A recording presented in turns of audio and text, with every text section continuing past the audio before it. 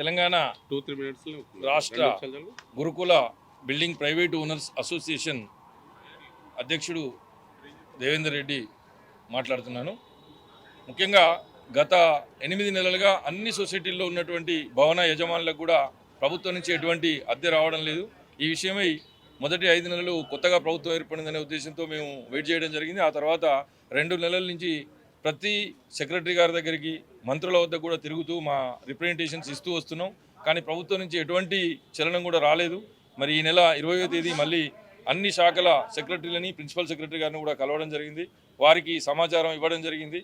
మరి ఈ నెలాఖరు వరకు అద్దెలు చెల్లిస్తామని చెప్పడం జరిగింది. అయినప్పటికీ కూడా ఎటువంటి ప్రతిస్పందన రానందున మా రాష్ట్ర కమిటీ ఏకగ్రీవంగా తీర్మానం చేసినటువంటి విషయం ఏంటి అంటే, ఈ దసరా సెలవుల లోపు కనుక అద్దె భవనాల బకాయిలు కనుక చెల్లించినట్లయితే అన్ని భవనాలకు కూడా తాళం వేయడానికి రాష్ట్ర వ్యాప్తంగా ఉన్నటువంటి భవన యజమానులందరం కూడా తీర్మానం చేయడం జరిగింది. కాబట్టి విద్యార్థులకు ఇబ్బంది పెట్టకూడదనే ఉద్దేశంతో ప్రభుత్వానికి 15 రోజుల ముందుగానే తెలియజేస్తున్నాం. దయచేసి ఈ దసరా సెలవుల లోపల అద్దె బకాయిలన్నింటినీ కూడా చెల్లించినట్లయితే మరి విద్యార్థులకు ఎటువంటి ఇబ్బంది కాకుండా ఉంటుందని తెలియజేస్తూ ప్రభుత్వానికి మరొకసారి మనవి చేస్తున్నాం.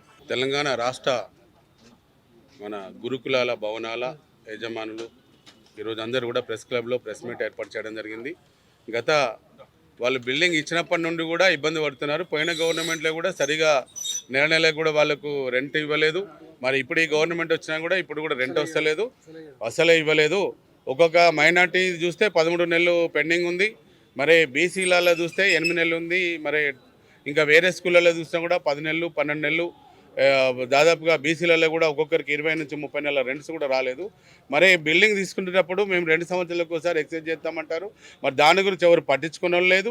మేము ఇప్పుడు బిల్డింగ్ ఇప్పుడు రెంట్స్ గురించి కూడా పట్టించుకునే దాఖలాలు లేకనే ఈరోజు ప్రతి ఒక్క యజమాని కూడా భవనాలు కట్టించేందుకు బ్యాంక్ లోన్లు తీసుకొని పాపము అన్ని జాగ భూములు అమ్ముకొని కట్టించేస్తే మీరు రెంట్స్ వస్తే వాళ్ళ కుటుంబంలో సాగే విధంగా ఉంటుంది. మరి ఈరోజు రెంట్స్ రాక ఎంతో ఇబ్బంది పడి బ్యాంక్ లోన్లకు బంగారం అది అమ్ముకొని కట్టే పరిస్థితుల్లో ఈరోజు ప్రతి ఒక్క యజమాని వచ్చి లాస్ట్కి వస్తే మన గవర్నమెంట్ వచ్చింది ఒక 4-5 నెలల తర్వాత మరి వాళ్ళు క్లియర్ చేస్తారనుకున్నారు. మరి ఇప్పుడు గవర్నమెంట్ వచ్చి ఎన్ని రోజులు అయిపోయినా కూడా ఇప్పటికి కూడా దాని గురించి పరిష్కారం లేదు.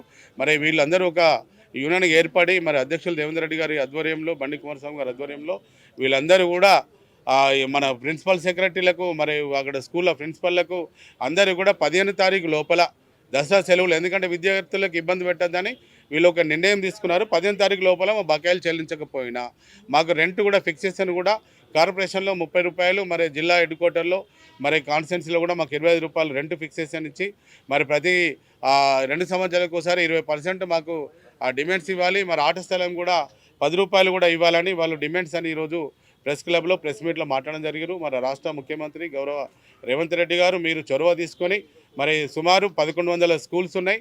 మరి సుమారు 500 కోట్ల రూపాయల బకాయిలు మాకు రిలీజ్ చేసి మళ్ళీ తర్వాత ఇబ్బంది పడద్దు, మా పిల్లలకు కూడా మేము ఇబ్బంది పెట్టిన పేరు రావద్దు.